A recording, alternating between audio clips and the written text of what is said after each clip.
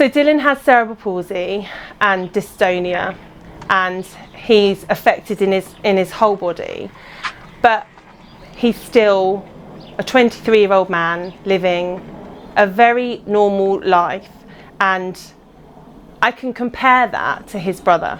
So I know Dylan's interests in things and the way he behaves are very similar to his brother.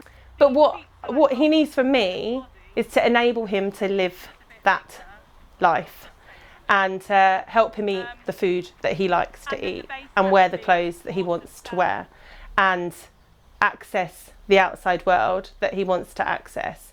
And I can do that. I can help him get dressed and eat his dinner and have a shower and go out and get in his chair and advocate for him when he needs advocating for, and communicate for him when he needs communication to other people, to outside agencies. And that's my role, is to make sure that he can live his normal life, and that the things that he's restricted with, I can support him in that. Without being attached by an umbilical cord, I think it's still there. The invisible, just that instinctiveness of knowing what he needs and is feeling, I can feel it. A couple of summers ago, when Dylan wasn't very well, we'd been on holiday, and he'd had a bit of a hard time, and he wasn't really bouncing back from it.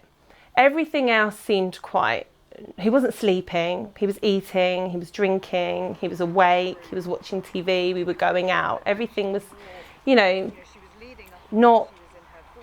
wasn't very well, but it was nothing really alarming other than he was just not feeling very well and tired.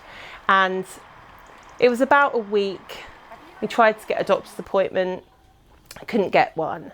Anyway, off we go to A&E. Dylan's worst nightmare. He got so stressed out in the reception area that they did come and take us through. And Dylan was on the IV antibiotics then. And the sister on the ward said, I think he might stay in for a couple of days. And then another consultant came in and said, no, it's really, really serious, this infection in his lung. And, we have to prepare you for the worst. And then one of the healthcare assistants said to me, because I was like, what is it in the blood? Like, I don't understand why I'm being told so many different things. And she said, I've just had a blood test done. And there's this app you can use, and you could get all of Dylan's results up and have a look at it yourself and see if you can understand it. Which is when we found Patient Knows Best and opened that up, saw all of the results, and then started Googling and looking at different medical journals and reading everything. And from that point onwards, he was having blood tests every 6 hours, and the results were coming through within an hour or so. It was so good. We were getting them before the ward computer was getting them. The doctors are covering huge patient loads, and they do their ward rounds. They try and explain to you as much as they can. But like everything, you have questions, you ask those questions, then the doctors leave, and then you have more questions. You've processed the information, but there's nobody to ask. So by having access to the results myself meant I could then try and find that information out myself and then clarify it with the doctors the next time I saw them. Nothing was late, nothing got missed. As soon as the results came through, I went out and said, these are through, this is good, isn't it? These are looking much better. Reports went onto the app so we could read exactly what was said. There was one of the reports said that Dylan had got a blood clot in his arm, and I went out and said, and they were like, it's okay, we know about it, we're going to take the PICC line out, and that's going to be the treatment for it. But nothing got missed, and for the hospital as well, it took a huge burden off of them because I could help.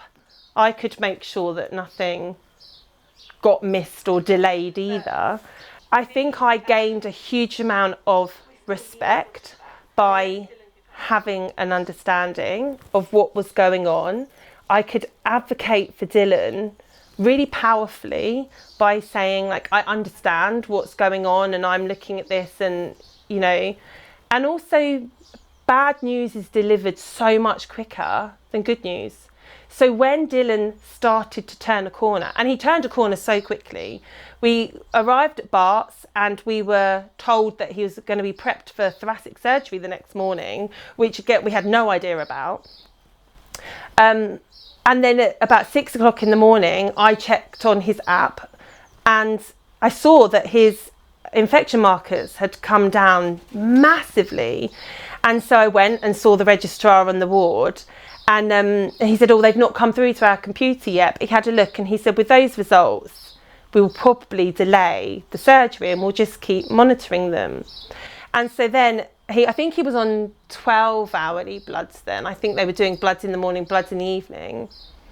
And it was about midnight that the results came through that showed his infection markers. They had dropped below 50, which was like the magic number.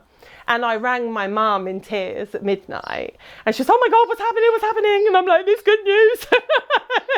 It's good news. They've dropped. They're really low, and everything else. Things are starting to go green, because it was just red all the way through his results. And they never communicated that to me until hours and hours and hours the next day.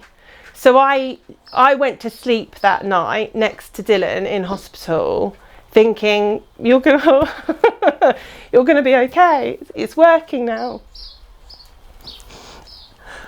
Sorry. Which to me should have been the first thing that they ran and said, you know, it's all working. So I wish I knew about the app before Dylan went to A&E, because right from the get-go, I could have started to look at the results and have an idea of what was going on. And the first 24 hours, there's so much different conflicting information, and I had nothing that I could sit and read. So now, having that immediate access to reports and results just means that we can act really quickly to anything that needs to be dealt with or celebrated. You know, you get really good results and it's like, we've won, you know, we've got really great results now. You know, Dylan had his first blood test that it was all green, you know, and I'm like, this I want to print it out and frame it. Without that app, it would have been a phone call. Bloods look great. That does not have the same effect as green. Like, oh my God, look.